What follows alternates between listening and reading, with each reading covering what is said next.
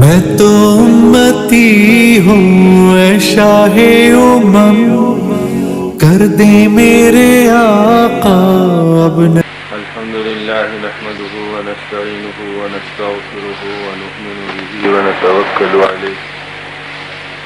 ونعوذ بالله من شرور أنفسنا ومن سيئات أعمالنا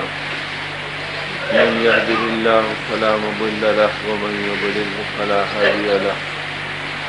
نشهد أن لا إله إلا الله وحده لا شريك له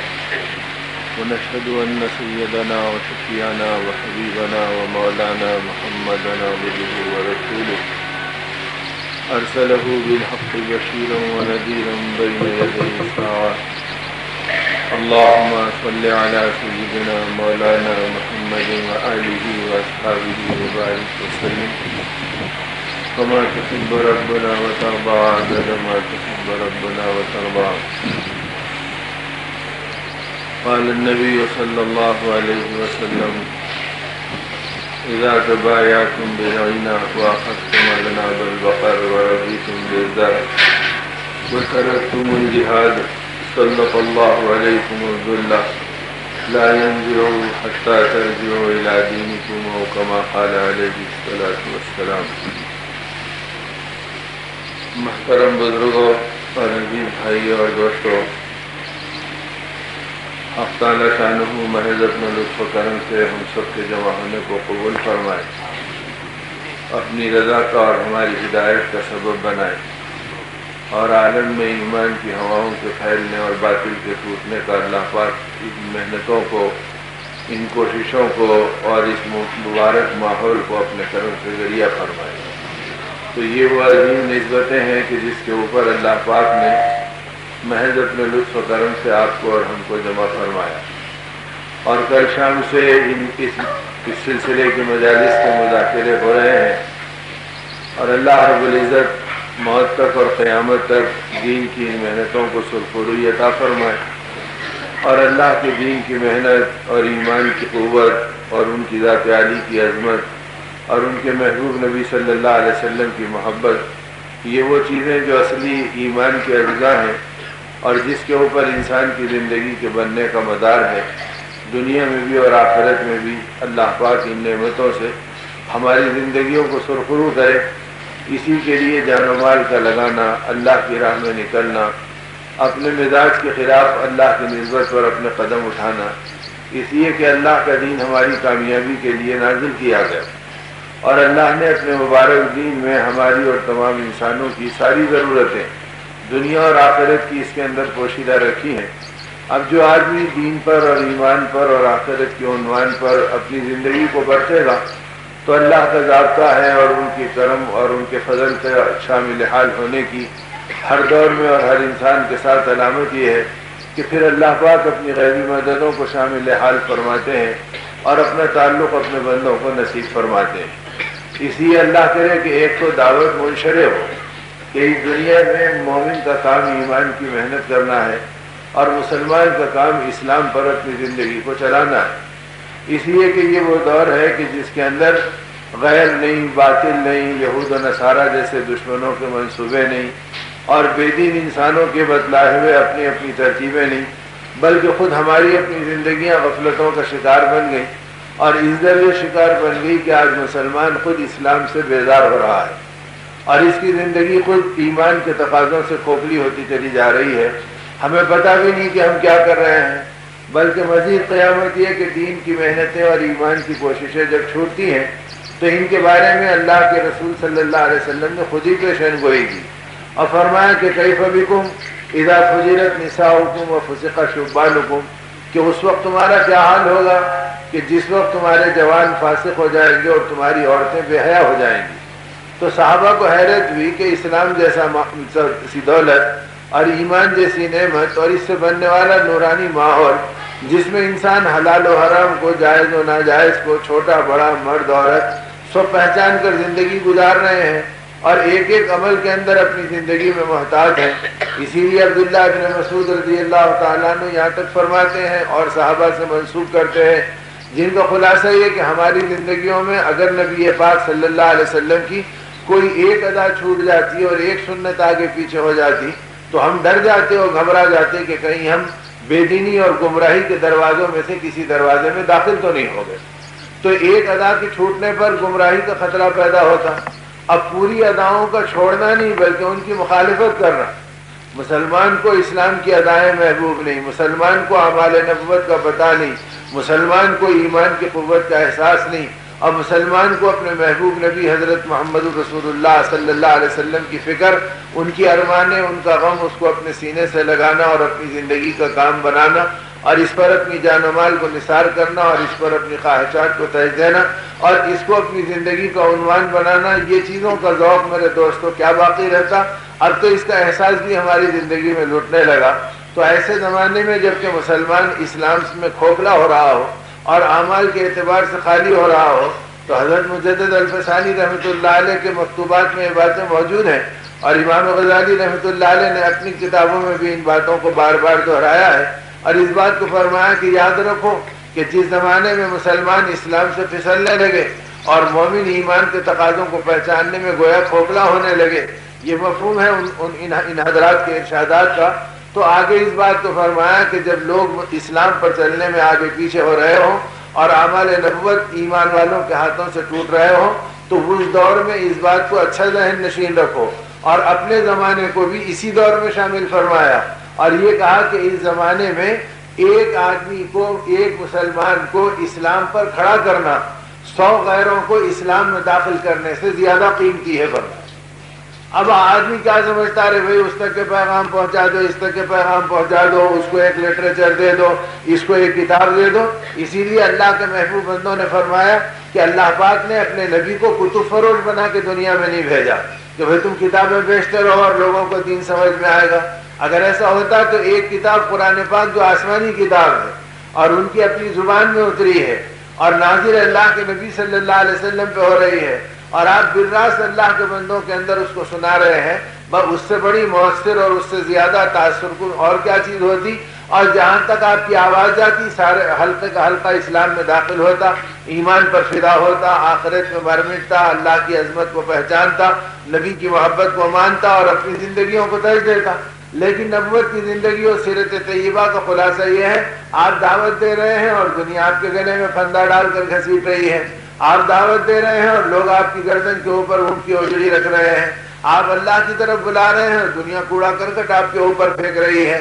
آپ اللہ کی طرف بلا رہے ہیں اور امین اور صادق کہنے والوں کی آنکھوں میں خون اتر آ رہا ہے. وہ آپ پر، آپ کے گھرانے پر، آپ کے چاہنے والوں پر، آپ کی اولادوں پر گویا اپنی دشمنیوں کی الغار کر رہے ہیں اور اپنی عداوتوں کی بھرمار کر رہے ہیں. اور آپ ان چیزوں میں صحابہ کو بھی، گھرانے نبوت کو بھی، اپنی چہیتی اور لاڈلی بیٹیوں کو بھی صبر اور تسلی کا پیغام دے رہے ہیں، ان کے حوصلوں کو بڑھا رہے ہیں اور ایمان کی محنت پر جما رہے ہیں اور خود بھی ایمان کی دعوت دے رہے ہیں اور اللہ کی طرف چل رہے ہیں تاکہ قیامت تک یہ بات سمجھ میں آ جائے کہ اس دنیا میں حالات کا اتار چڑھاؤ اور زندگیوں کے اندر کمی و بیشی کا ہونا اور آدمی کی خوشیوں کا الٹ پھیر ہونا یہ کبھی بھی زندگی کے اندر عزت کا معیار بنا نہ قیامت تک بنے گا. اس دنیا میں تو دین کا کام کرنا، ایمان کی محنت کرنا، اللہ کا نام لینا، اپنے نبی کی پکار پر جمنا، اپنی آخرت کو پہچاننا، اپنی موت کو اور اپنے خاتمے کو صحیح بنانے کی محنت کرنا اور اللہ کی دی ہوئی جان و مال کو ان کی امانت سمجھنا اور ان کے نام پر، ان کے کام پر اور ان کی منشا پر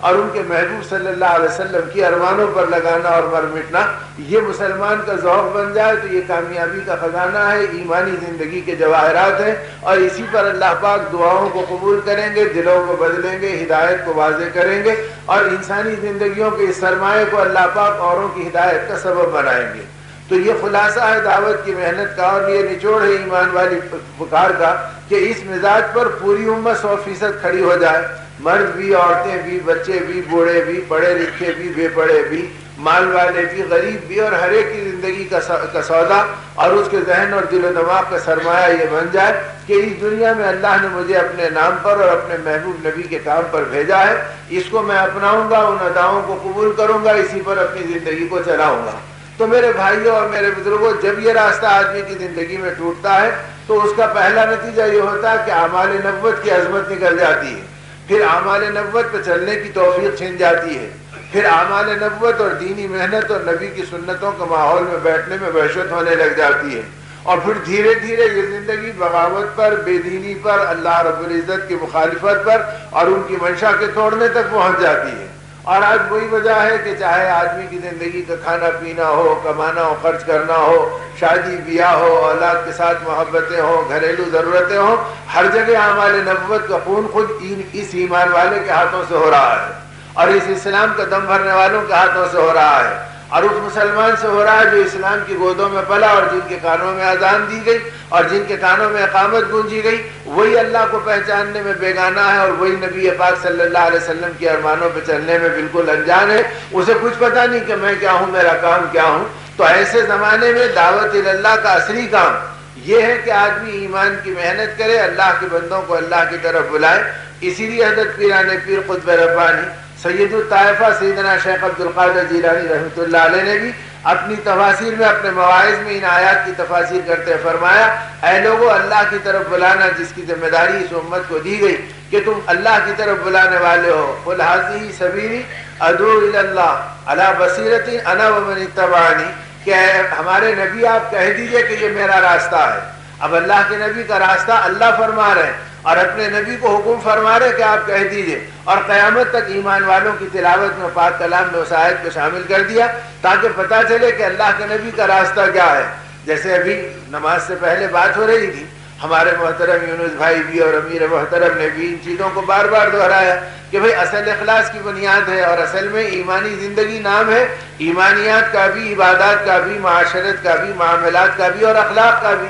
کہ یہ پانچوں شعبے آدمی کی زندگی کے اندر زندہ ہو جائیں۔ تو اب اللہ پاک نے اپنے نبی سے یہ نہیں کہلوایا کہ نماز میرا راستہ ہے، روزہ میرا راستہ ہے، حج میرا راستہ ہے، زکوٰۃ میرا راستہ ہے، جبکہ یہ سب اعمال بھی اس امت پر اور ایمان والوں پہ فرض کیے گئے اپنے اپنے اعتبار سے، اور ہر ایک سے اس کی فرضیت کا مطالبہ کیا، استطاعت والے سے حج کا اور مال والے سے زکوٰۃ کا اور عام مسلمان سے روزے کا اور ہر مرد و عورت سے نماز کا، تاکہ یہ امت ان عبادات پر جمی رہے اور اپنی زندگی کو چلاتی رہے۔ ان کو فرائض میں شامل کیا گیا، لیکن جب دین کی محنت اور ایمان کے کام کی ضرورت اور دعوت اللہ کی اہمیت اور امت کا مقصد بتلانا اور بنانے کا وقت آیا تو اللہ پاک نے اس بات کو کہلوا دیا کہ اے ہمارے نبی آپ کہہ دیجئے کہ یہ میرا راستہ ہے۔ تو میرا راستہ حج کر لینا، میرا راستہ عمرہ کر لینا، میرا راستہ نماز پڑھ لینا، میرا راستہ روزہ رکھ لینا، ان پہ قناعت نہیں کی نبی پاک صلی اللہ علیہ وسلم نے، اور اللہ نے کروائی نہیں، بلکہ فرمایا میرا راستہ یہ ہے کہ اللہ کے بندوں کو اللہ کی طرف بلاؤ،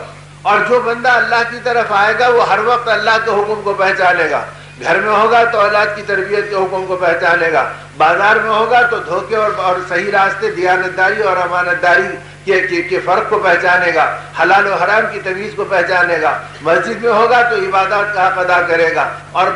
چلتے پھرتے اپنی زندگی میں اللہ کی طرف چلے گا بھی، اور اللہ کے بندوں کو اپنی ہر ادا سے اللہ کی طرف بلانے والا بنے گا۔ اس نہج پر نبی رحمت صلی اللہ علیہ وسلم نے ایک معاشرہ تیار فرمایا اور مسجد نبی کے اندر اس کی تربیت فرمائی اور مدینے کے اندر اس کا ماحول بنایا، ایسا ماحول بنایا کہ آپ خود اس بات کو فرماتے ہیں، جس کا خلاصہ یہ کہ اے لوگوں، جب تمہارا نبی مدینے کی گلیوں سے گزرتا ہے تو کس گھر میں کس قبیلے کے لوگ رہتے ہیں اور کس مقام کے لوگ رہتے ہیں مجھے اس کا پتہ چل جاتا ہے۔ تو صحابہ کرام نے تعجب سے اور مسرت سے پوچھا، اے اللہ کے رسول صلی اللہ علیہ وسلم، کیا آپ پر وحی کا نزول ہوتا ہے کہ کس گھر میں کس قبیلے کے لوگ ہیں اور کس گھر میں کس خاندان کی پرورش ہو رہی ہے اور کس جگہ پر کس مقام کے لوگ رہتے ہیں؟ حضور پاک صلی اللہ علیہ وسلم نے اس کے جواب میں جو بات فرمائی اس کا خلاصہ یہ تھا کہ اس کے لیے وحی کا مسئلہ نہیں ہے، بلکہ جب اللہ کے رسول کا گلیوں سے گزرنا ہوتا ہے تو ہر گھر سے قرآن پاک کے پڑھنے کی آواز میرے کانوں میں آتے رہتی ہے، اور اس قرآن پاک کے پڑھنے کا جو لب و لہجہ ہوتا ہے وہ مختلف ہوتا۔ جیسے ہم اردو میں بات کر رہے ہیں تو بھئی دہلی کی کھڑی زبان الگ ہے، دکن کی دکنی زبان کا انداز علیحدہ ہے، اور یہی جو ہے اگر گجرات میں ہو اور مدراس میں ہو اور آندھرا میں ہو تو وہی اردو بولی جاتی ہے، لیکن لب و لہجے سے پہچانا جاتا کہ شاید آپ آندھرا کے ہیں، آپ کیرلا کے ہیں، آپ مدراس کے ہیں۔ ارے صاحب آپ کیسے پہچان لیے؟ میرے پیشانی پہ لکھا ہوا ہے۔ نہیں، آپ کے بولنے کے انداز سے پتہ چل رہا ہے کہ شاید آپ اس علاقے کے رہنے والے ہیں۔ تو جیسے بولی سے اندازہ ہو جاتا، تو آپ نے فرمایا کہ ان کے لب و لہجے جو قرآن پاک کے پڑھنے کی آواز میرے کانوں میں آتے رہتی ہے، تو ان کے پڑھنے کے انداز سے میں اندازہ کر لیتا ہوں کہ اس گھر میں کس قبیلے کے لوگ رہتے ہیں، کس خاندان کے لوگ رہتے ہیں، کس مقام کے لوگ رہتے ہیں۔ تو گویا ایسا معاشرہ بنا تھا کہ اگر کوئی راستے سے گزرتا تو گھروں سے قرآن پاک کے پڑھنے کی آواز اس کے کانوں میں آتی تھی۔ اب راستے سے گزرتے کیا، اگر راستے میں ٹھہرتے ہیں یا اپنے گھر میں بیٹھتے ہیں تو مال کی، پیٹ کی، روٹی کے 2 ٹکڑوں کی اور دنیا کے ٹھیکروں کی اور خواہشات کے ردی سامان کی تمناؤں کے تذکرے بچے اور بڑوں میں ملتے ہیں، لیکن ایمان کے تذکرے، آخرت کے تذکرے، اللہ کی بڑائی، اپنی زندگی کا مقصود، موت کی ضرورت، خاتمے کی حقیقت، ان چیزوں سے ہمارے گھرانے ویران ہو گئے، دل و دماغ اجڑ گئے، اور ان چیزوں کے سوچنے کا تصور ہمارے اپنی زندگی کے اندر باقی نہیں رہا۔ اس کا نتیجہ یہ کہ دعوت ہماری زندگی کا کام ہے اور اللہ کے نبی کا راستہ ہے، اور ایسا راستہ ہے کہ ہر وقت، ہر موقع پر، ہر جگہ دعوت والے کام میں لگے رہو اور دعوت والی فکروں پہ چلتے رہو، یعنی اللہ کی طرف بلانے والے بنو۔ تو حج پیران پیر رحمۃ اللہ علیہ نے اپنے مواعظ میں ان باتوں کی صراحت فرمائی۔ یاد رکھو، مشرک کو ایمان کی طرف بلانا، کافر کو توحید کی طرف بلانا، اور بے نمازی کو نماز کی طرف بلانا، اور فاسق کو تقوی کی طرف بلانا، اور غافل کو اللہ کی یاد کی طرف بلانا، یہ سب کا سب دعوت اللہ کا عمل ہے کہ اللہ کی طرف بلانے والا شمار کیا جائے گا۔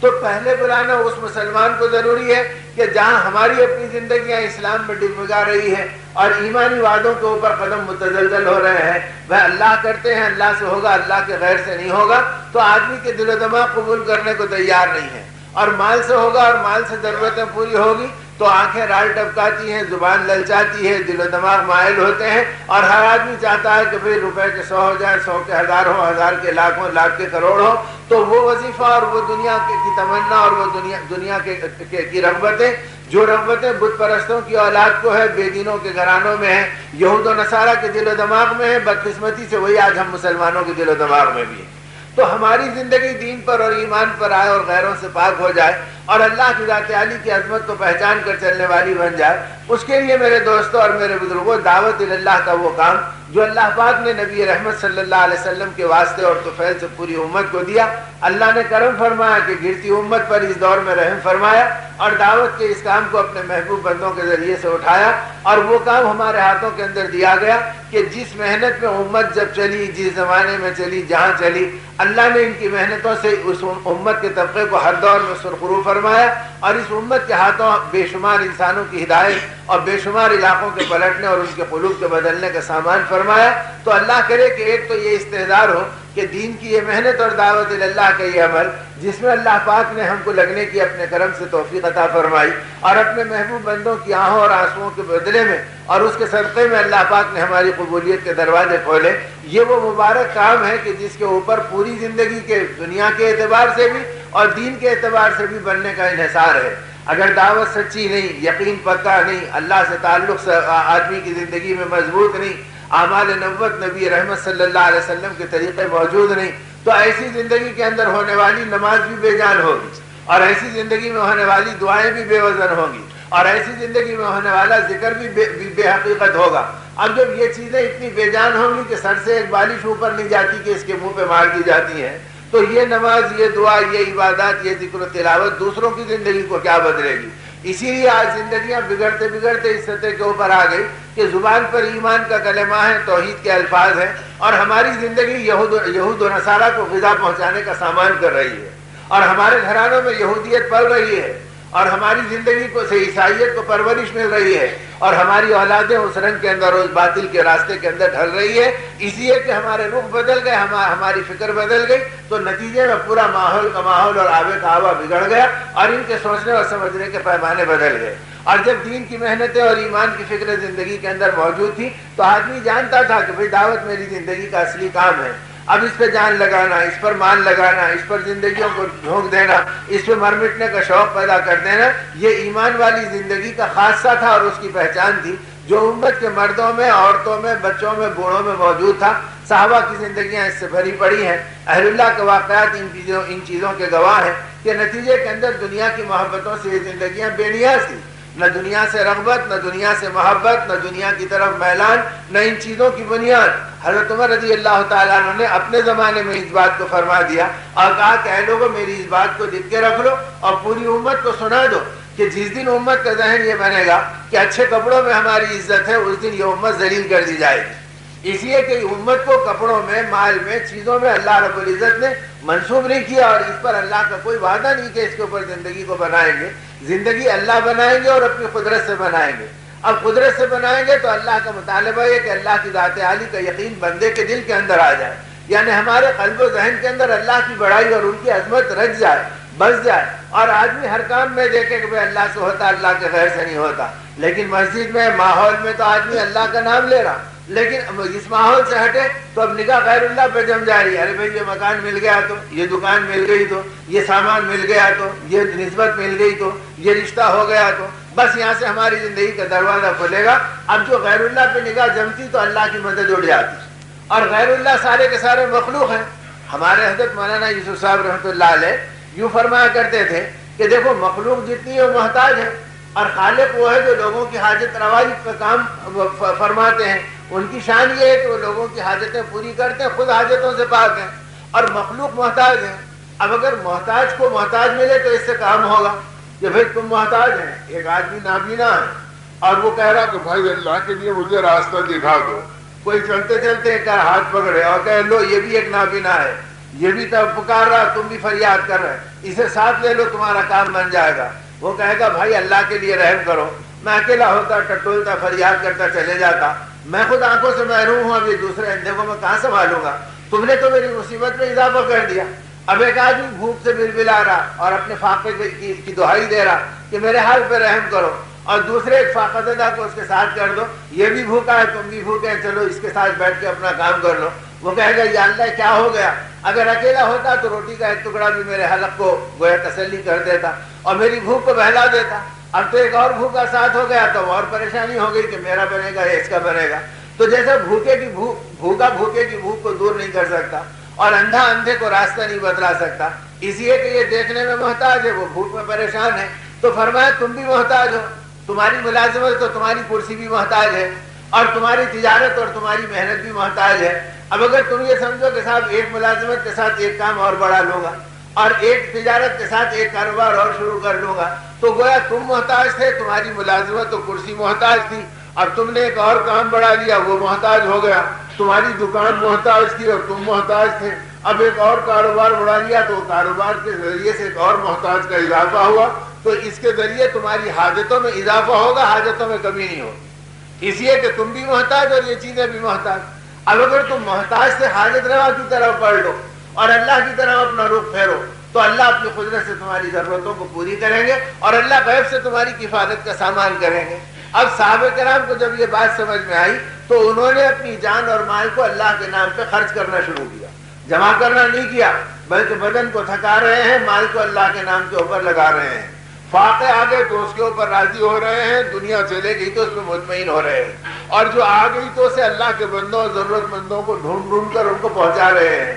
کہ بھئی اسے آخرت کا توشہ بنا دو. اتنا آخرت کے یقین ان کی زندگی کے اندر بیٹھا کہ جو دنیا آئی اسے آخرت کے خزانے میں جمع کیا اور جو چیزیں مل گئی اسے اللہ کے نام کے اوپر اٹھایا. اس لیے کہ وہاں بنیاد یہ تھی کہ چیزوں سے زندگی نہیں بنتی، زندگی تو اللہ بناتے ہیں. حضرت سالم مولا رضی اللہ تعالیٰ عنہ نواسے ہیں صدیق اکبر رضی اللہ تعالیٰ عنہ کے. اب وہ ابو بکر رضی اللہ عنہ کے نواسے اور بیت اللہ کا طواف فرما رہے ہیں اور حتیم کے پاس بیٹھے ہوئے دعا کر رہے ہیں، اور وہ زمانہ بنو امیہ کی حکمرانی کا ہے اور ہشام بن عبد الملک اپنے زمانے کا فرما روا ہے، اور وہ بھی آیا اسی وقت طواف کے لیے. جب طواف کرتے ہوئے نگاہ پڑی تو دیکھا کہ حتیم کے آگے ایک اجتحام ہے، ہجوم ہے، جو ایک دوسرے پہ ٹوٹ پڑا جا رہا ہے اپنے مصاحبین سے اور آگے پیچھے چلنے والے حشم و خدم سے. اس نے پوچھا کہ بتاؤ کہ آخر یہ کیا بات ہے؟ انہوں نے کہا کہ حضرت سالم مولا آیا ہوا ہے اور وہ بیٹھے ہیں، نتیجے کے اندر اللہ والے کی دعا پر آمین کہنے اور ان کا دیدار کرنے اور ان کی صحبت سے فیضیاب ہونے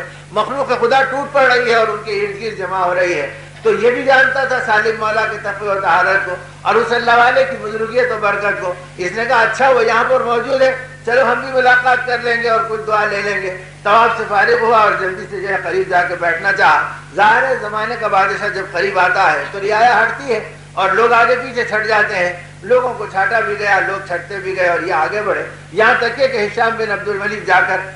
ہر سالم مولا رضی اللہ تعالیٰ عنہ کے قریب بیٹھ گیا. آپ اپنے اوراد میں، اپنے وظائف میں، اپنے ذکر و فکر میں، اپنی دعا میں مشغول رہے. جب سارے وظائف سے فارغ ہوئے تو محسوس ہوا جیسے کوئی بازو بیٹھا ہے. جب محسوس ہوا کہ بازو کوئی بیٹھا ہے تو ایک دم فرمانے لگے کہ کون ہے جو میرے پاس اتنی دیر سے بیٹھا ہے؟ جب پوچھا کہ کون ہے جو اتنی دیر سے میرے پاس بیٹھا ہے تو بیٹھنے والے نے فوراً ہشام بن عبد الملک جو بیٹھا تھا وہ متوجہ ہوا اور اس نے کہا کہ حضرت میں ہشام ہوں اور جانتا تھا کہ وقت کا بادشاہ ہوں بچہ بچہ میرے نام کو جانتا ہے، تو فوراً کہا کہ میں ہشام ہوں۔ تو سنتے ہی آپ بھی پہچان گئے اور کہ اچھا وقت کا بادشاہ اور فرما روا میرے پڑوس میں آ کے بیٹھا ہے۔ تو پلٹ کے نہیں دیکھا، نگاہوں کو نہیں پھیرا، اس کی طرف متوجہ نہیں ہوئے، بلکہ یوں فرمایا کہ چپ ہو جا، اپنی زبان بند کر لے۔ بیت اللہ میں بیٹھ کر غیر اللہ کو دیکھنے سے ہماری آنکھیں شرماتی،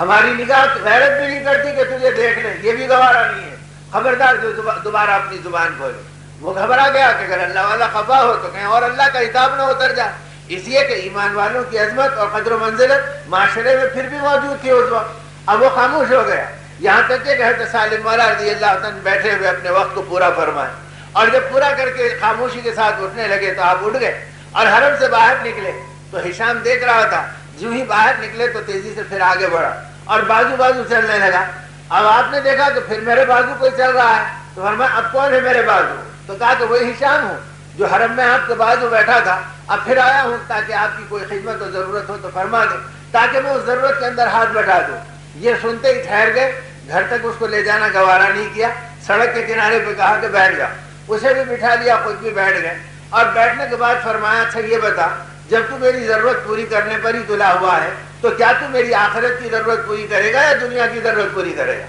اب وہ گھبرا گیا، اس نے کہا کہ حضرت میری آخرت کا کیا ہوگا میں نہیں جانتا، تو آپ کی آخرت کی ضرورت میں کیا پوری کروں گا؟ میں تو آپ کی دنیا کی ضرورتوں میں ہاتھ بٹانے کی سعادت حاصل کرنا چاہتا ہوں۔ اللہ کے بندے آتے ہیں، آپ کے ہاتھ پہ توبہ کرتے ہیں، آپ کے قدموں میں بیٹھتے ہیں، رات دن رہتے ہیں، ان کے کھانے پینے کا بوجھ آپ پر ہوتا ہے، ان کی میزبانی آپ فرماتے ہیں، تو کوئی ہدیہ نظرانہ میرا بھی قبول ہو جائے تاکہ وہ اس خیر کے کاموں کے اندر لگ جائے۔ میں اس لیے آپ کے پیچھے پیچھے آیا ہوں کہ آپ کی ان ضرورتوں کے اندر کام آ جاؤں۔ یہ سنتے ہی کھڑے ہو گئے، بچھائے ہوئے کپڑے کو اٹھا لیا اور جھٹکا اپنے کاندھے پہ ڈال لیا اور فرمایا سن لے،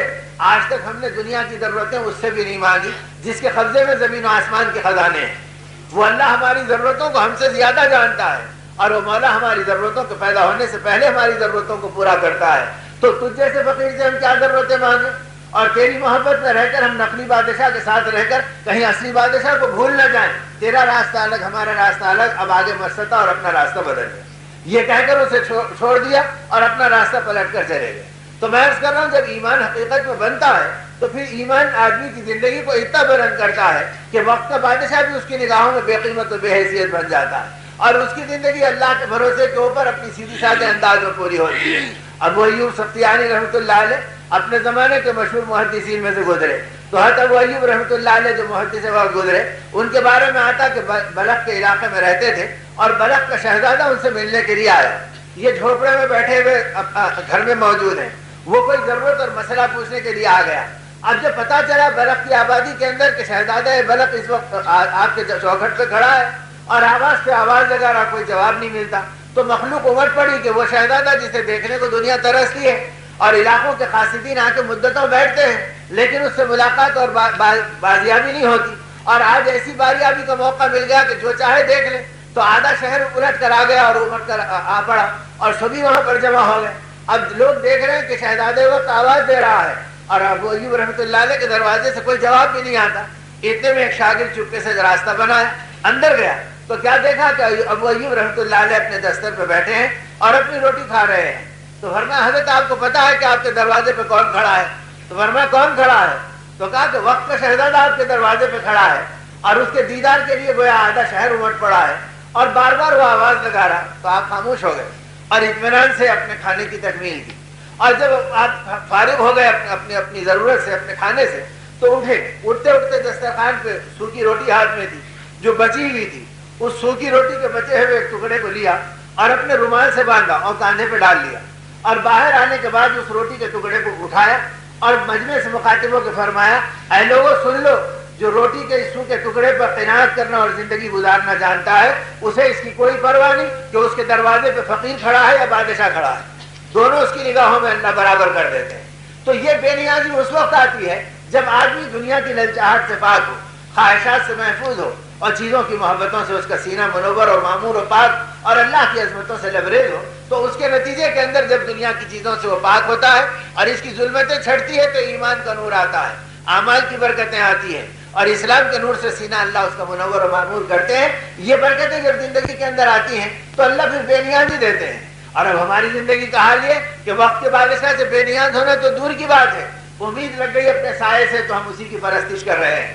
امید لگ گئی اپنے تصورات سے تو اسی کے اوپر ہم رات دن اس کا وہ پہاڑا پڑھ رہے ہیں اور اسی کی تلاوت میں ہماری زندگی چل رہی ہے. ایسا ہوگا تو ایسا ہو جائے گا، ایسا ہوگا تو یوں ہو جائے گا، اور یوں ہوگا تو میں ایسا ہو جاؤں گا. ارے بھائی یہ ساری چیزیں تو اللہ کے قبضے میں ہے. یہ نادان کب تک نادانی کا کلمہ پڑھتے رہے گا؟ اگر ایسا ہوتا تو قارون اپنے مال میں ناکام نہیں ہوتا، فرعون اپنی سلطنت میں نہیں اجڑتا، نمرود اپنی طاقتوں میں نامراد نہیں بنتا، اور بڑی بڑی طاقتوں کے تذکرے قرآن پاک میں اللہ رب العزت نہیں فرماتے جن کو اللہ نے ناکام اور نامراد فرمایا تاکہ یہ انسان اللہ کی قدرت کو، ان کی طاقت کو اور ان کے فیصلوں کو اور ان کے لامحدود خزانوں کو اپنی دل و دماغ میں بسا لے اور اسی کے مطابق اپنی زندگیوں کو چلانے والا بن جائے کہ اللہ قادر و مطلق ہے، اللہ ہر فیصلے میں بلا شرکت غیر کرنے پہ قادر ہے، اور جب وہ فیصلہ کرتے ہیں تو ناکامی کے نقشوں میں کامیاب کر دیتے ہیں اور کامیابی کے نقشوں میں ناکام کر دیتے ہیں اور مٹنے کے حالات میں چمکا دیتے ہیں اور چمکنے کے حالات میں مٹا دیتے ہیں. تو یہ سب ان کے قبضے اور قدرت میں ہے. اس لیے یوں اس امت کی تربیت یہ کی گئی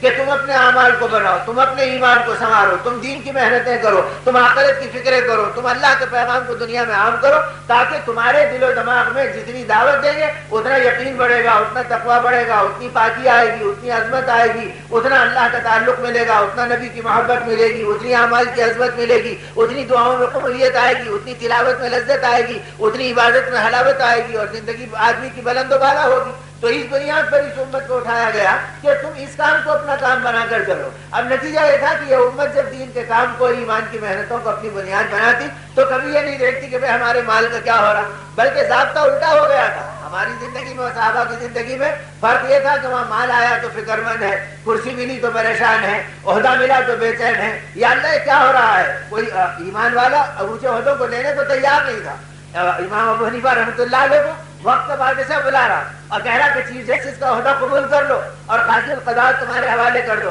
فرمایا میں اس کا اہل نہیں ہوں. اس نے غصے میں آ کے کہا کہ آپ جھوٹ کہتے ہیں. فرمایا ٹھیک ہے آپ کی بات قبول ہے، جو آدمی جھوٹ کہتا وہ عدل نہیں کر سکتا، لہٰذا میں اہل نہیں ہوں. یہ کہہ کر اپنے آپ کو ہٹانا گوارا کر لیا، بادشاہ کے خطاب کو قبول کرنا گوارا کر لیا، لیکن عہدے اور منصب کی ذمہ داریوں کو لینا گوارا نہیں کیا. آج مال مل گیا تو اور ہو گیا تو اچھا ہے، کرسی مل گئی تو اور اونچی ہو گئی تو اچھا ہے، مکان مل گیا تو اور ایک دوسرا مل گیا تو اچھا ہے. اب جیسے جہنم کا نعرہ ہے حل میں مزید، آج ہمارا نعرہ ہے کہ یہ دنیا میں اور اضافہ ہو گیا تو اچھا، اور مل جائے تو اچھا. تو میرے بھائیوں اور میرے بزرگوں، دعوت کی محنت اور دین کا کام اس لیے ہے کہ ہماری نگاہ بلند ہو، ہمارا تعلق اللہ کی ذات کے ساتھ جڑے اور ہم اپنی ہر ضرورت میں اللہ رب العزت کی منشا کو پہچاننے والے اور اس کی قدرت کو سامنے رکھ کر اپنی زندگی کو گزارنے والے بنے. تو اس مزاج پر 100% ایک سطح پر، کیا چھوٹا کیا بڑا، کیا دین کی قربانیوں کے اندر چلنے والا، ہر ایک کے مزاج کو اور معیار کو اللہ کے رسول صلی اللہ علیہ وسلم نے اس سطح تک لایا تھا کہ حضرت علی رضی اللہ تعالیٰ عنہ کا فرمان اور وہ ارشاد معروف ہے جس میں آپ نے فرمایا کہ آقا نے ہماری یہ تربیت کی کہ اے علی، اگر تمہارا اونٹ تمہارے قبضے سے باہر ہو جائے اور تمہاری سواری بے قابو ہو جائے تو اپنے اعمال کو جھانک لینا، میرے کیا عمل میں فرق پڑ گیا کہ میری سواری بے قابو ہو رہی ہے. تو سواری بے قابو ہو گئی تو اعمال جھانک لینا. آج اولاد بے قابو ہو گئی، گھر بے قابو ہو گیا، کاروبار بے قابو ہو گئے، یہاں تک کہ دل و دماغ بے قابو ہو گئے، نگاہیں بے قابو ہو گئی، زبان بے قابو ہو گئی، لیکن پھر بھی اپنے اعمال کو دیکھنے کا ہمیں موقع نہیں مل رہا. اگر یہ اعمال بنتے اور اعمال بنائے جاتے اور اس راستے پر ہماری زندگی چلتی اور چلائی جاتی، اور اللہ کرے کہ چلے اور اللہ چلائیں گے انشاءاللہ. جب آدمی طلبگار بنے گا اور دین کی محنت کا مددگار بنے گا اور صفات کا طلبگار بن کر اپنی زندگی کو چلائے گا تو اللہ اپنے راستے کی صفات دیں گے، اپنا تعلق دیں گے. تو پھر وہ جھلکیاں جو اللہ نے بارہا دکھائی اور مختلف انداز میں دکھائی، اللہ قیامت تک بار بار دکھائیں گے. حضرموت کا علاقہ ہے اور وہاں پر صحابہ کی جماعت پہنچ گئی ہے اور پہنچنے کے بعد حضرمی رضی اللہ تعالیٰ عنہ اس کے امیر ہیں، کہتے ہیں کہ ایسے علاقے میں پہنچے جہاں پانی موجود نہیں تھا، جنگل تھا، بھٹک گئے اور وہاں پہنچنے کے بعد رات کا وقت تھا، یعنی اپنی زندگی کے اندر حد سے زیادہ تھک گئے تھے. اب وہ تھکان بے حد انتہا کو پہنچ چکی تھی. اسی حالت میں اپنی سواریوں سے اترے اور اپنے کپڑے بچھائے اور چادروں کو پھیلایا اور لیٹ گئے. اب تھکان میں آنکھ لگ گئی. اب جب آنکھ کھلی تو فجر کا وقت تھا. اب دیکھا تو سارے جانور بھاگ گئے اور ان کی پیٹھ پر سامان سفر رکھا ہوا تھا. فرمایا دو موتیں ہمارے سامنے آ گئی. ایک موت یہ کہ پانی نہیں مل رہا ہے، ایک موت یہ کہ سامان سفر اور سواریاں چلے گئی ہیں، اب دوسرے علاقے میں منتقل بھی نہیں ہو سکتے. تو دوہری موت ہمارے آنکھوں میں چمک رہی ہے. اب ساتھی سب پریشان ہیں. علاء بن حضرمی رضی اللہ عنہ نے فرمایا اے لوگوں کہ ہم اللہ پہ ایمان نہیں لائے. تو امیر کی بات پہ ساتھیوں نے کہا کہ بے شک ہم اللہ پہ ایمان لائے، فرمایا کہ اللہ کے نبی کے رسول صلی اللہ علیہ وسلم کو ہم نے اپنا نبی نہیں مانا؟ فرمایا بے شک ہم نے اپنا نبی مانا۔ فرمایا کہ کیا ہم اللہ کے راستے میں نہیں نکلے؟ فرمایا بے شک ہم اللہ کے راستے میں نکلے۔ کیا اللہ کی مدد حق نہیں ہے؟ تو فرمایا حق ہے۔ فرمایا چلو تیمم سے نماز پڑھو، وقت ختم ہو رہا ہے، پھر اللہ سے مانگیں گے، اللہ کی مدد آئے گی۔ یہ کہہ کے تیمم کر کے نماز ادا کی فجر کی، پوری جماعت نے اور پورے لشکر نے، اور پھر اس کے بعد میں ہاتھ اٹھا کے دعا کرنا شروع کی۔ صحابہ کہتے ہیں جب اللہ حضرت رضی اللہ عنہ نے دعا کرنا شروع کی تو دعا کرتے کرتے ایک دم بادل گھر کے آ گئے اور موسلادھار بارش ہونے لگی، اور اتنی بارش ہونے لگی کہ زمین کے اوپر گویا دریا نظر آنے لگی اور پانی جمع ہونے لگا۔ اب پانی جب جمع ہونے لگا تو پانی کو دیکھ کے جانور ایسے دوڑے ہوئے آئے جیسے کوئی ان کو ہٹا رہا ہے، اور بھٹکے ہوئے جانور پانی کے پاس آ گئے۔ ادھر منہ پہ ہاتھ پھیرا تو جانور بھی موجود ہے، سامان بھی موجود ہے۔ فرمایا اپنے برتنوں کو جتنا بھرنا چاہتے بھر لو۔ تو سارے برتن بھر گئے، سارے اونٹ پانی سے سیراب ہو گئے، ان کی پیٹھ کے اوپر پانی لاد دیا گیا، پھر بھی پانی بھرا کا بھرا رہا۔ فرمایا بتاؤ کہ اللہ کی مدد حق ہے یا نہیں ہے؟ تو فرمایا بے شک اللہ کی مدد ہمیشہ آئی، اب بھی آئی، اور آگے جو اللہ پہ بھروسہ کرے گا اللہ اس کے ساتھ اپنی مدد شامل حال کریں گے۔ تو اللہ کی مددوں کو صحابہ نے دیکھا تھا اور رحم اللہ نے پرکھا تھا۔ نتیجہ یہ تھا کہ وہ مدد الہی کو جتنا جانتے تھے اور اس پہ جتنا اطمینان تھا اتنا دنیا کی چیزوں پہ وہ مطمئن نہیں ہوئے، بڑی بڑی طاقتوں کو بے حیثیت بنا دیا۔ سفیان ثوری رحمۃ اللہ علیہ اپنے زمانے کے محدث وقت اور فقیہ الامت اور اللہ کے محبوب بندے اور ولایت کی چوٹی کے بلند و بالا مقام پر، اور یہ بیٹھے ہیں بیت اللہ کے قریب حرم میں، اور کسی نے آ کے کہا کہ حضرت آپ کو پتا ہے کہ بادشاہ یمن جو آپ کی مخالفت کرتا تھا وہ اپنے ہاتھیوں کے اوپر اور اپنے گھوڑوں کے اوپر فوج کا لشکر لے کے پہنچ گیا ہے اور اس کا ارادہ آپ کو پکڑ کے قتل کرنے کا ہو رہا ہے۔ تو اتنا سننے کے بعد فرمایا اچھا یہ بات ہے، تو کہاں تک آ گیا؟ کہاں فلاں مقام تک پہنچ گیا۔ آپ چپ چاپ اٹھے، بیت اللہ کا طواف شروع کیا اور بیت اللہ کا پردہ پکڑا اور فرمایا کہ اللہم اکفینیہم بما شئت۔ کوئی لمبی چوڑی لاکھوں کا سوالات کا وظیفہ نہیں پڑا، 11,000 مرتبہ کی کوئی تکرار نہیں کی۔ ایک مرتبہ اللہ کے گھر کی چوکھٹ پکڑ کے کہہ دیا اے اللہ میری طرف سے آپ اس کے لیے کافی ہو جائیے،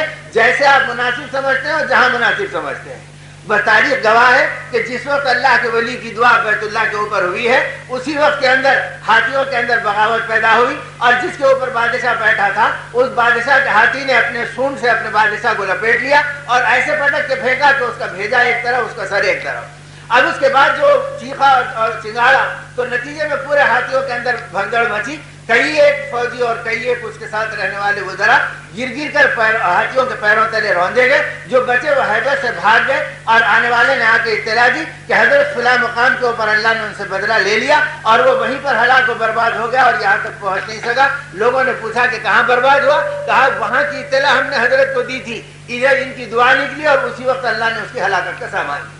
تو میرے دوستوں دعاؤں کا یہ یقین جو امت کو دیا گیا اور اللہ کے خزانوں سے ملنے کی جو لذت اس امت کو بتائی گئی وہ اتنی بڑی عزت تھی کہ اس کے بعد اس امت کو کسی غیر کی طرف دیکھنے کی ضرورت تھی۔ لیکن جب ہماری محنت بدل گئی، ہماری فکر بدل گئی، تو نتیجے کے اندر ہماری طاقت بھی اجڑ گئی، دعاؤں کی میں طاقت نکل گئی، عبادات میں حلاوت نکل گئی، تلاوت سے لذت نکل گئی، اب کیفیات ہمارے پلٹ گئے۔ اب نتیجے کے اندر ہم بھی بے دین انسانوں کی طرح دنیا پہ راہ ٹپکانے والے بن گئے اور ان چیزوں کو دیکھ دیکھ کر اپنی زندگی گزارنے والے بن گئے۔ اسی لیے ہمارے بڑے کہتے ہیں عام انسانوں میں ہم میں فرق یہی ہے، جیسے ایک ریل جا رہی ہے، ایک ریل کا چلانے والا اسٹاف ہے، بھائی یہ ڈرائیور ہے، یہ اس کا اسسٹنٹ ہے۔ اب ان لوگوں کا کیا حال ہے کہ یہ بھی ریل میں بیٹھے ہوئے ہیں اور سینکڑوں اور ہزاروں پیسنجر بھی ریل میں بیٹھے ہوئے ہیں، یہ سو رہے ہیں ریل چل رہی ہے، کھا رہے ہیں ریل چل رہی ہے، کھیل رہے ہیں ریل چل رہی ہے، یہ مذاق کر رہے ہیں ریل چل رہی ہے، یہ طہارت کر رہے ہیں ریل چل رہی ہے۔ اب ان کو کسی چیز کی فکر نہیں اپنے کاموں میں ہے، لیکن ریل کے چلانے والے کا حال یہ ہے کہ وہ ٹرین کے چلانے کا ذمہ دار ہے، تو اس کا حال یہ کہ وہ اپنے پلٹ مارنے میں بھی احتیاط کر رہا ہے، کھانے میں بھی سوچ رہا ہے، طہارت میں بھی ترتیب بنا رہا ہے کہ کون پہلے جائے گا کون بعد جائے گا،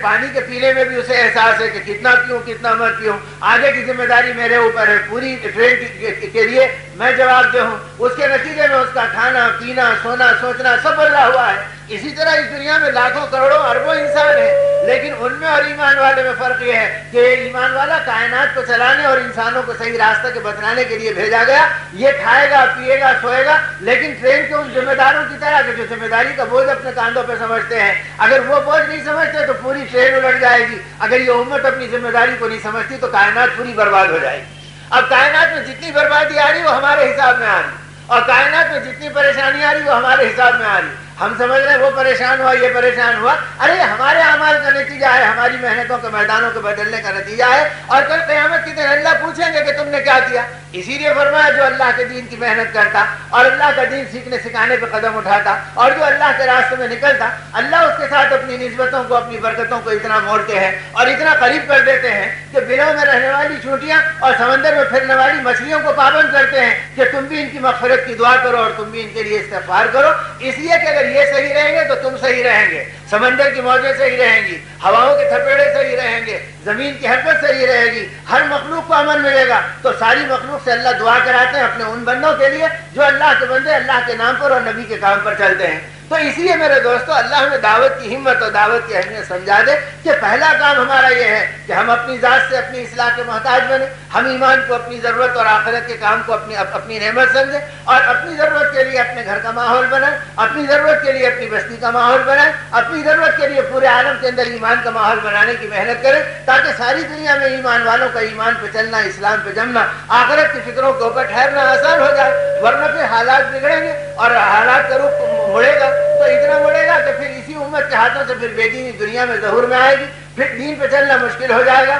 اب آج تو دین پر چلنا اس درجے کے اوپر زندگی میں عجیب و غریب بن گیا اور عجوبے کے درجے میں آ گیا۔ اب ایک صاحب میرے پاس آئے اور کئی اللہ کے بندوں کو دعوت کی محنت میں ایسے لاکھوں تجربے ہوتے ہیں، یہ کوئی ایسی بات نہیں ہے کہ جو ہے انوکھی اور انمول بات ہو، میں ایک عابدیتی کے طور پر اور دین کی اہمیت کے طور پر عرض کر رہا ہوں۔ ایک صاحب آئے ہمارے پاس اور آ کے مجھ سے کہنے لگے کہ فلاں صاحب کے بارے میں آپ کچھ جانتے ہیں؟ میں کہا بھائی الحمدللہ جانتا ہوں۔ فرمایا کوئی کمزوری ہے، کوئی خرابی ہے، کوئی خاندان میں گڑبڑ ہے تو ذرا کچھ ہو تو آپ صاف صاف بتا دیں۔ ارے بھائی کیا بات ہو گئی؟ تو بھائی بات یہ ہوئی کہ ہماری بچی سے رشتہ طے ہوا، ہم دینا چاہتے ہیں وہ لینا نہیں چاہتے،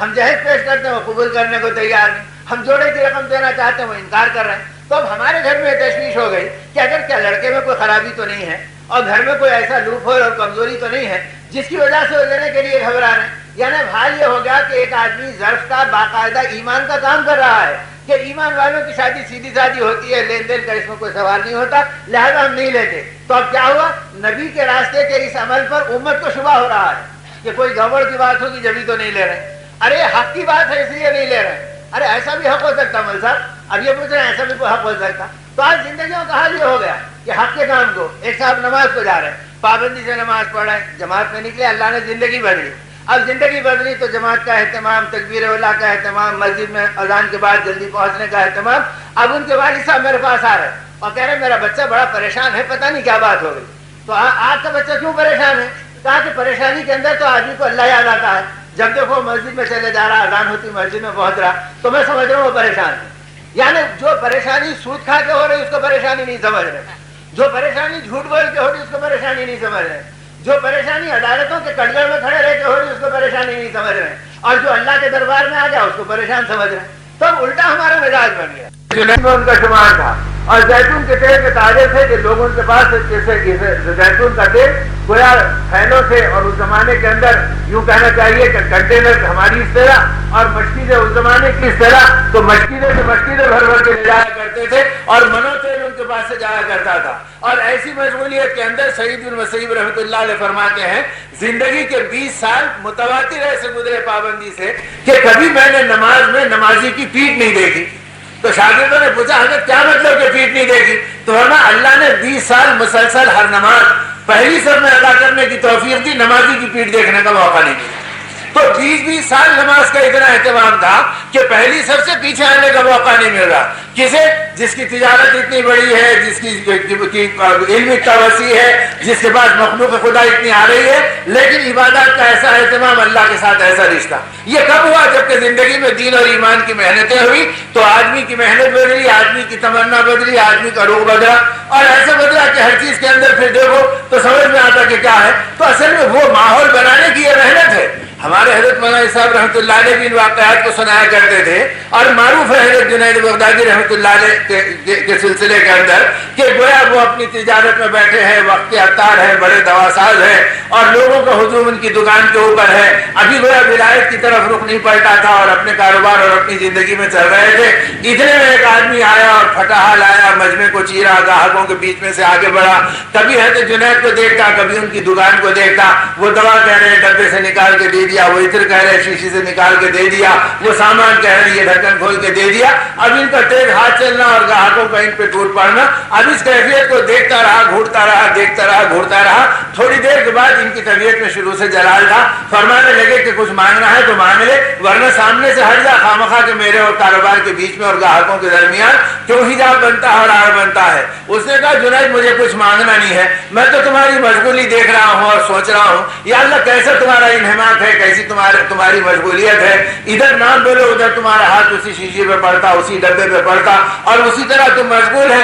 मैं ये सोच रहा हूँ कि कल जब तुम्हारी जान निकलने का वक्त आएगा तो तुम्हारी रूह कितनी शीशियों में अटकेगी और कितने डब्बों में फंसेगी और कहते में आकर वो फटफट कर निकलेगी। मैं उस अंजाम को देख के हैरान हो रहा हूँ। तो हज़रत जुनैद को गुस्सा आया, कहा तेरी जान कैसे निकलेगी? कहा अल्लाह ने मुझे हल्का फुल्का रखा है, जहां लेट के कलमा पढ़ लूं वहीं मेरी रूह निकल सकती है। ये कहते हुए लेटा और कलमा पढ़ लिया। अब ये समझे कि कोई बहरूपिया है, कोई बड़ा मुतालबा करना चाहता है, इसलिए ऐसे नाजो नखरे कर रहा है। अब लेटा हिलता नहीं, थोड़ी देर के बाद उतर के उसके मोहल्ले को झिझोड़ा, देखा कि उसकी रूह परवार हो गई। एकदम दिल पे चोट पड़ी, अल्लाह ये तो तेरी तरफ से मेरे लिए कोई गोया निदाए गैब है। फौरन उठे, तौबा की कैफियत पैदा हुई, बदन लरज गया, अपने कारोबार पे ताला डाला, अल्लाह वालों को पहचाना, जंगलों की खाक छानी, अहलुल्लाह की सोहबतों में रहे, दीन की मेहनतों में बढ़े, यहाँ तक कि अल्लाह ने विलायत की बुलंदी पे पहुंचा दिया और बेशुमार इंसानों को उनके इशारों पे तौबा और हक का रास्ता नसीब होने लगा। तो असल में जिस माहौल में आदमी रहता है तो उस माहौल में उसका दिल अटकता है,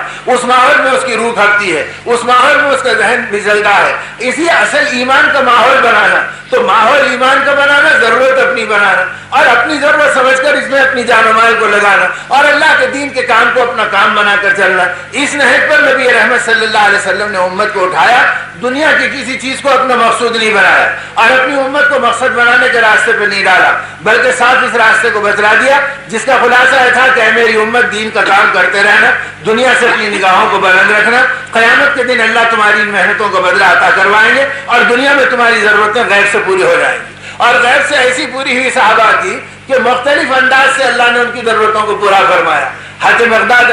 रज़ी अल्लाह तआला अन्हु रसूलुल्लाह सल्लल्लाहु अलैहि वसल्लम के चहीते और उन करीब तरीन सहाबा में थे कि लोग मसाइल में उलझ जाते तो हज़रत मक़दाद से दुआ कराते थे, मुस्तजाब दावा थे। अब हज़रत मक़दाद रज़ी अल्लाह अन्हु फरमाते हैं घर में कई दिन के फाके आ गए, बच्चे बिलक गए, चूल्हे ठंडे हैं, अब मुझे कुछ सुझाई नहीं दिया, मैंने कपड़ा बिछाया, सलातुल हाजिर पढ़ी, अब 2 रकअत नमाज पढ़ के दुआ कर रहा हूँ।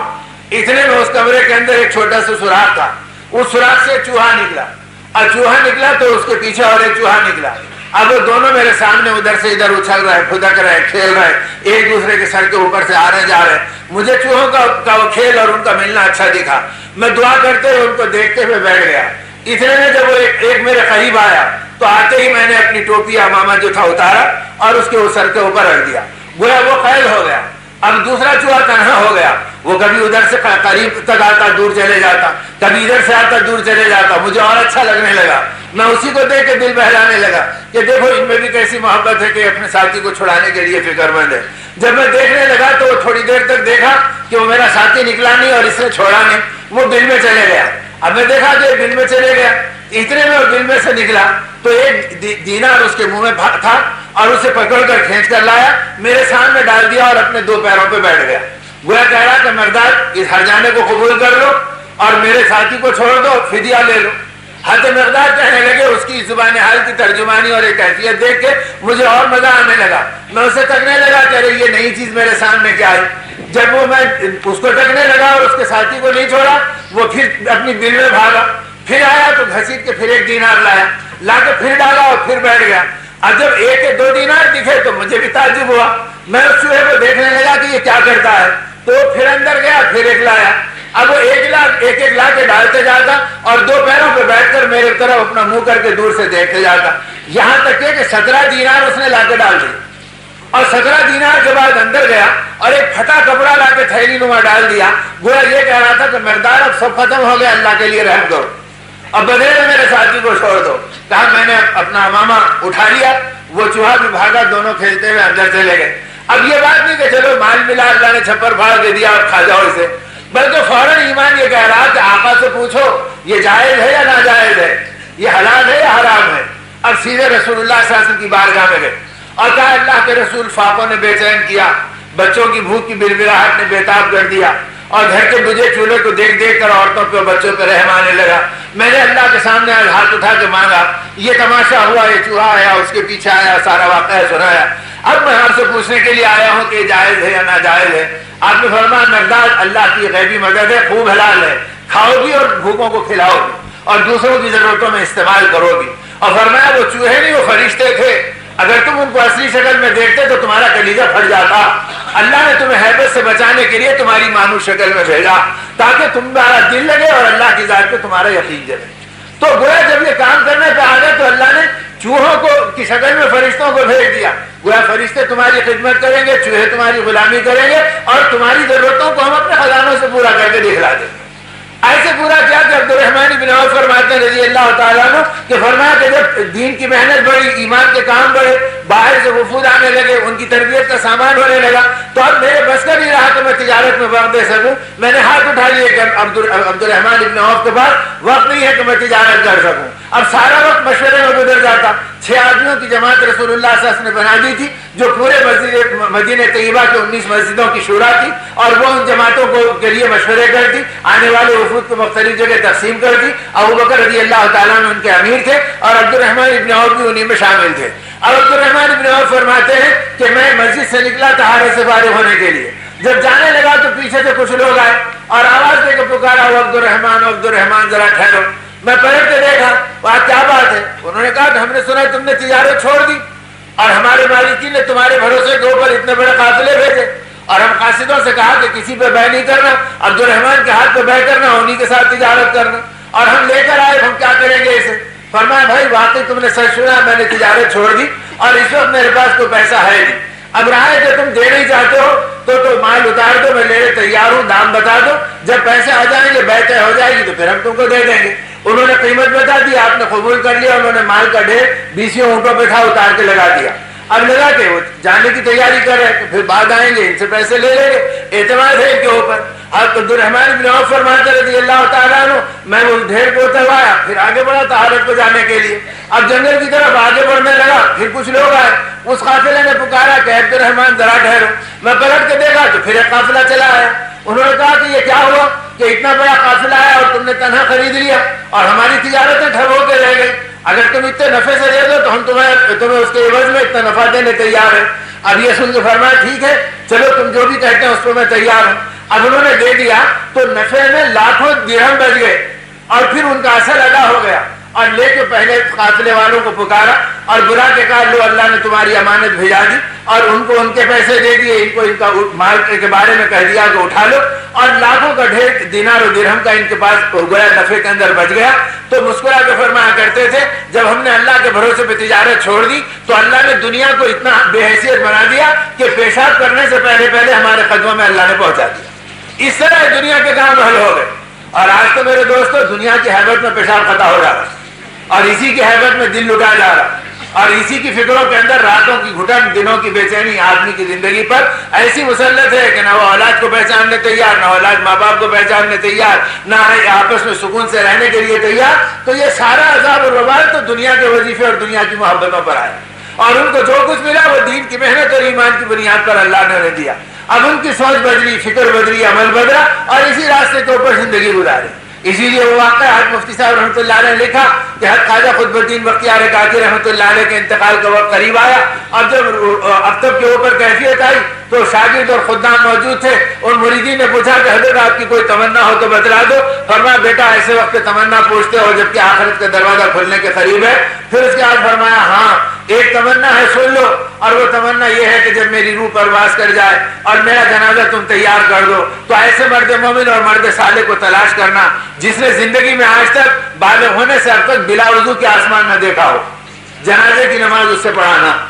اور ایسے سے جنازے کی نماز پڑھانا جس کی تکبیر اولا کبھی فوت نہ ہوئی ہو اور عصر و عشاء کی سنت قضا نہ ہوئی ہو۔ ان 3 باتوں کو دیکھ لینا، اور جس مرد صالح میں 3 باتیں مل جائیں اس سے میری جنازے کی نماز پڑھانا۔ روح پرواز ہو گئی، جنازہ تیار ہو گیا، دلی امٹ کر آ گئی، اور بے شمار مجمع اللہ کے محبوب بندے کے جنازے کی نماز میں شریک ہونے کے لیے آ گیا۔ اب خادم خاص نے کھڑے رہ کے اعلان کیا کہ شیخ کی تمنا یہ تھی ایسا مرد مومن مرد صالح آ گیا جس نے بلا وضو کے بلوغ سے اب تک کے آسمان مسلمان کو دیکھا نہ ہو اور رسول اللہ کی سنتوں کو قضا نہ کیا ہو اور تکبیر اولا کبھی اس کی فوت نہ ہوئی ہو، آئے وہ جنازے کی نماز پڑھا دے، بڑے بڑے اتقیاء کی گردنیں جھک گئی اور بڑے بڑے مفتیان کرام سر دھمتے رہ گئے، یا اللہ یہ مرتبہ کس کو ملے گا نہیں معلوم۔ جب دیر ہونے لگی تو احساس ہوا کہ شاید اس مجمع کے اندر ایک فرد بھی ایسا نہیں ملے گا جو اس مقام پر ہوگا اور ایسا ہوگا، اور جب مایوسی کی کیفیت چھانے لگی تو سلطان التمش جو تاجدار سلطنت دلی تھا وہ بادشاہ وقت اٹھا، اس کے آنکھوں سے آنسوں کی لڑیاں بہ رہی ہے اور وہ روتے ہوئے ہچکیوں کے ساتھ سامنے آیا اور کہا اے لوگوں، میرے شیخ نے میرے اس راز کو فاش کرنے پہ مجبور کر دیا، میں قسم کھا کے آپ کو گواہ بنا کے کہتا ہوں آج تک کبھی بلا وضو کہ میں نے آسمان کو نہیں دیکھا اور آج تک میری رسول اللہ کی سنت قضا نہیں ہوئی اور کبھی تکبیر اولا اللہ کا فضل فوت نہیں ہوئی، اور اس نے حضرت خواجہ قطب الدین بختیار کاکی رحمۃ اللہ علیہ کی جنازے کی نماز پڑھائی ہے۔ تو میرے دوستوں اور میرے بزرگوں، جب دین کی محنت اور ایمان کی فکر ہوتی ہے تو بادشاہوں کے شاہی محلات میں بھی تقویٰ و طہارت جگمگاتا، اور جب دین کی محنتیں نکل جاتی ہیں تو بادشاہت کے تنوع اور راحتوں کے اندر کیا تقویٰ و طہارت ملتا ہے، سیدھی سادھی زندگی کے اندر بھی ایمان کی کوئی ٹمٹماہٹ نہیں ملتی اور اسلام کی کوئی چمک دمک نظر نہیں آتی، ہر جگہ دنیا کا باطل، خواہشات کی ظلمتیں، دنیا کی کفریات اور اللہ سے دور کرنے والے بدعمالیوں کی نحوستیں، بس یہ ہے جو آج امت کو اوپر ڈھیر بنی ہوئی ہے اور امت کی زندگی کے لیے وبال بنی ہوئی ہے۔ اللہ پاک میری اور میری نسلوں کی اور آپ کی نسلوں کی زندگی کو اس سے پاک کرے، اس کے لیے اللہ نے دین کی محنت پر نبی رحمت صلی اللہ علیہ وسلم کو کھڑا فرمایا اور آقا کی ایک ہی تمنا تھی کہ دین کا کام ہو، ایمان کی محنتیں ہوں، اللہ کے بندے اللہ کی طرف متوجہ ہوں، آخرت کی فکروں میں اپنی زندگی کو چلانے والے بنے۔ آپ نے بڑی بڑی قربانیاں دے کر اپنی ذات سے اور اپنے چہیتے صحابہ سے دکھلا دیا، دو بیٹیوں پہ آپ کے طلاق پڑ گئی، آپ نے اسے جھیل لیا، آپ کی لاڈلی بیٹی حضرت زینب رضی اللہ تعالیٰ عنہا کو شہید کر دیا گیا تو آپ نے اس کی شہادت کو گوارا کر لیا۔ یہ ساری مشقتوں کے اندر آپ بیچ میں رہے، لیکن کبھی آپ نے اس کے بدلے دنیا نہ اللہ سے مانگی نہ بندوں کے سامنے ان چیزوں کا ان بنیادوں پہ تذکرہ کیا، بلکہ اس کے بدلے میں اگر فکر تھی تو امت کی تھی، فکر تھی تو انسانیت کی تھی، بے چینی تھی تو مخلوق خدا کی تھی۔ اے اللہ تو اپنے بندوں کو ہدایت دے دے، میرے منصب پر آنے کو پورا کرا دے۔ ان بے چینیوں اور فکروں میں اپنے وقت کو پورا گزارا اور اسی بے چینیوں میں اپنے آپ کو چلایا، یہاں تک کہ آپ بیٹھے ہوئے ہیں اور مکے کی زندگی ہے اور ابو جہل کا گزر ہوا، ان کو بالکل تنہا دیکھا تو سوچا کہ ایک اچھا موقع ہے، اس نے پتھر اٹھا کے پھینک کے مارا، آپ کے سر مبارک کو پڑا، کن پٹی کٹ گئی اور خون مبارک بہنے لگا، آپ اس کو پوچھنے لگے، آنکھوں سے آنسو بہ گئے، اللہ کی طرف رجوع ہو گئے، ایک جھاڑ کے کنارے پہ بیٹھ کر آپ نے روتے ہوئے فرمایا مولا اگر آپ راضی ہیں تو مجھے کسی کی پرواہ نہیں، میں بظاہر بے یار و مددگار ہوں لیکن تیرا سہارا میرے لیے کافی ہے۔ اب اس کیفیت کو حضرت حمزہ کی بیوی دیکھ رہی تھی اور دونوں بھی اسلام میں داخل نہیں ہوئے تھے، اسے ایک دم غم آیا ہمارے بھتیجے کے ساتھ اور بنو ہاشم کے خاندان کے ساتھ یہ بے آبرو پر اور یہ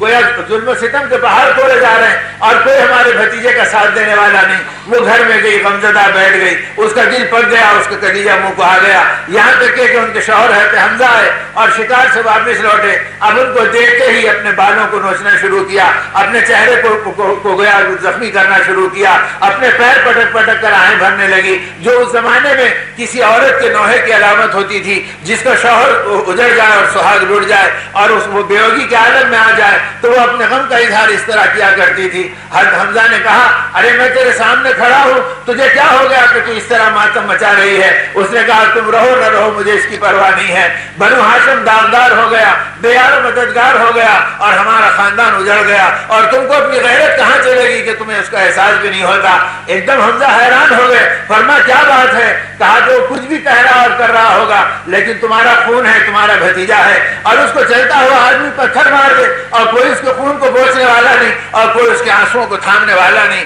یہ حال تو تمہارے بھتیجے کا دیکھ کر آئی ہوں میں غم میں ڈوبی ہوئی ہوں۔ ایک دم حمزہ کو اپنے بھتیجے کی محبت لگی، باہر نکل کے آئے تو دیکھا کہ خون سے ایک کنپٹی لال ہے اور لہو لہان ہے۔ اس کیفیت کو دیکھ کے آپ بےتاب ہوئے اور ایک دم ابو جہل کا نام جو سنی لیا تھا تو غصے میں سیدھے دارالندوا پہنچے۔ ابو جہل وہاں اپنے حلقے کے اندر بیٹھا تھا، کمان کو گاندے سے نکالا، پھینک کے اس کے اوپر پھینک کر مارا، وہ جا کے اس کے سر پر لگی، سر پھٹا، ایک دم خون ربک پڑا۔ فرمایا خبردار اگر آج کے بعد تیرا ہاتھ میرے بھتیجے کی طرف بڑھے گا تو سب سے پہلے تو مقابل میں مجھے پائے گا۔ اب دارالندوا حیران ہے، ابو جہل ایک دم پریشان اور بے چین ہے، یہ کیا ہو ہو گیا کہ ہمارا آدمی ہمارے ہاتھ سے نکلا جا رہا اور یہ بھی بھتیجے کی حمایت کر رہا، چپ ہو جاؤ، اس سے کوئی بحث مت کرو۔ سب کے سب خاموش ہو گئے۔ حمزہ جری بھی تھے، بہادر بھی تھے، اپنی دلیری میں مطمئن واپس آئے اور آ کر اپنے بھتیجے حضرت محمد رسول اللہ صلی اللہ علیہ وسلم کی طرف دیکھا، فرمایا بھتیجے خوش ہو جا، میں نے تیرا بدلہ لے لیا ہے، اور اپنی آنکھوں کو ٹھنڈا کرنا ہوتا تو جا کے دیکھ لے،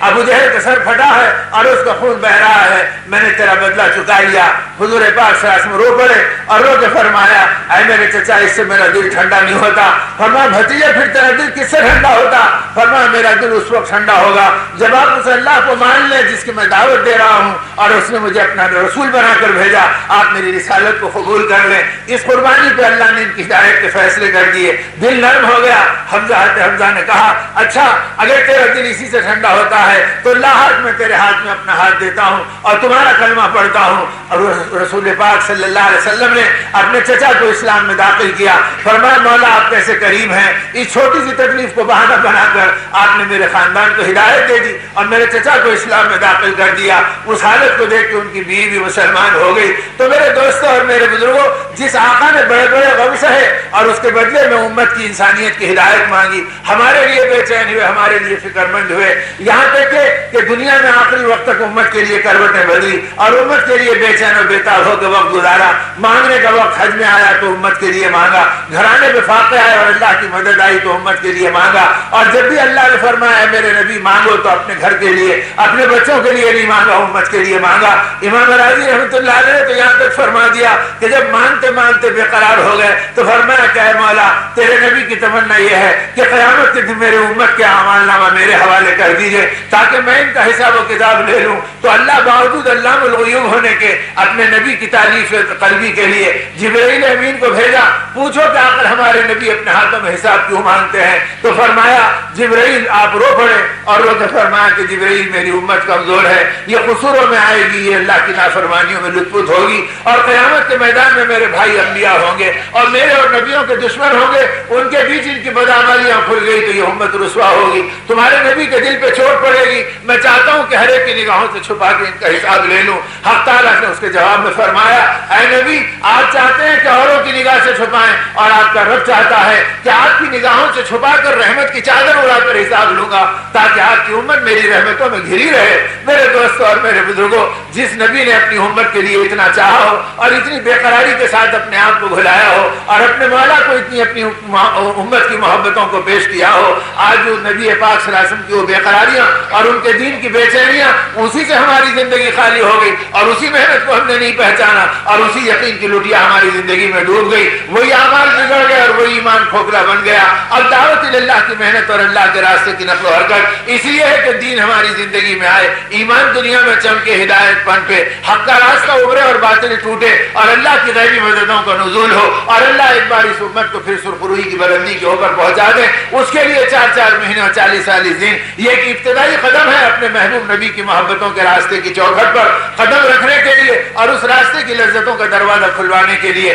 اللہ مجھے بھی قبول کرے اور آپ کو بھی قبول کرے۔ اس کے لیے میرے دوستوں اور میرے بزرگوں ہمت کرنا اور حوصلہ کرنا تاکہ اللہ ہماری زندگی کی گاڑی کو چلا دے جس کا آخری اسٹیشن مغفرت کی منزل ہوگی اور آخری اس کی منزل کو آخرت کی چوکھٹ ہوگی، وہاں تک اس گاڑی کو چلنا ہے اور ہزاروں کو اپنی اپنی گاڑی میں بٹھا کر مغفرت کی سفارش کرانا ہے۔ اللہ کرے کہ اس محنت کے لیے اللہ اس عملے کو، اس طبقے کو اور اس ریلوے کے رہنے والے احباب کو اور پوری امت کے ہر کلمہ پڑھنے والے کلمہ گو کو جو اس محنت و فکر میں یہاں پر جمع ہے، اللہ ہم سب کو توفیق دے کہ ہم ان محنتوں میں چلے۔ اس کے لیے ہمت اور نیت کر کے 4 مہینے اور 40 دن کے ارادے کریں کہ امت کے اندر دین کی محنت عام ہو، میری ضرورت ہے میری اصلاح ہو اور میری زندگی میں تقوی و طہارت کی بلندی ہو، اس کے لیے میں ارادے کروں۔ اللہ پاک اس کے لیے قبول کرے، ہمت کر کے نیت کر کے نام بتائیں تاکہ اللہ پاک قبولیت دے دے اور اتنے دنوں کی محنت اور یہ 24 گھنٹے کا جوڑ اور اس کے نتیجے پہ اللہ سے مانگنے کی آمین کے اندر اللہ ہماری نیتوں کو بھی آمین میں داخل کرے اور قبولیت سے نواز دے۔ بتلاؤ بھی کون کون